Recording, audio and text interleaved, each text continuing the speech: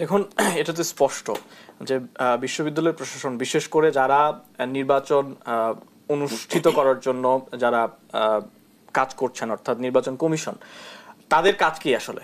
তাদের যখন বলা হচ্ছে যে আপনারা কি করছেন, এই বিষয়গুলো তো আপনাদের দেখার কথা, তখন তারা বলছেন আমরা কোনো লিখিত অভিযোগ পাইনি।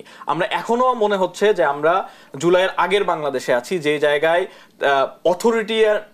অথরিটি তার ফলে তার কাছে যেতে হবে এবং তার কাছ থেকে রিমেডি নিতে হবে, এরকম একটা মনোভাব আমরা এখন পর্যন্ত লক্ষ্য করছি।